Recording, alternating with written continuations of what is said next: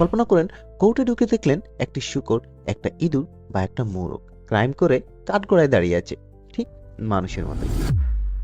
প্রায় 1200 থেকে 1600 সালের মধ্যে ইউরোপের কিছু অংশে একটি অবাক করা প্রথা ছিল।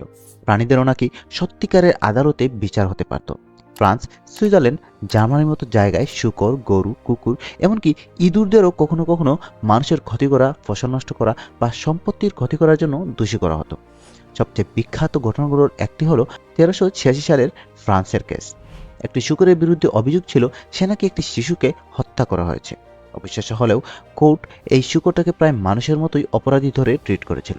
এমনকি তাকে মানুষের কাপড় পরিয়ে প্রকাশ্য জায়গায় নিয়ে গিয়ে সবার সামনে ফাঁসি দেওয়া হয়। আরও একটা শকিং গল্প আসে 1474 সালের সুইজারল্যান্ডের বাসেল শহর থেকে।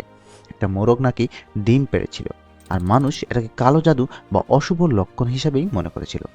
তখনকার লোকজন বিশ্বাস করত এই ধরনের ডিম থেকে নাকি দানবীয় কিছু জন্মাতে পারে। তাই তারা বলেছিল মোরগটা শয়তানের সাথে আছে, আর শেষমেশ পাখিটাকে দোষী সাব্যস্ত করে আগুনে পুড়িয়ে মারা হয়। এগুলো আজকে শুনলে হাস্যকর মনে হতে পারে, কিন্তু তখনকার মানুষের কাছে ব্যাপারটা নিছক ঝোঁক ছিল না। তারা এটাকে সিরিয়াস আইনি প্রক্রিয়া হিসেবেই দেখত। অনেক ক্ষেত্রে প্রাণীদের পক্ষে আইনজীবীও নিয়োগ করা হতো, সাক্ষী ডাকা হতো, আর জাজরা নিয়ম মেনে পুরো প্রসিজিওর ফলো করত, একদম মানুষের কেসের মতোই। মধ্যযুগের মানুষের কাছে এটা কোনো লোক দেখানোর বিষয় ছিল না। তারা মনে করত আইন, ধর্ম আর ঠিক ভুলের ধারণা জীবনের সবখানেই প্রযোজ্য, এমনকি প্রাণীদের ক্ষেত্রেও। এরকম আরো মজার সব কাহিনী যেন ফলো করতে পারেন।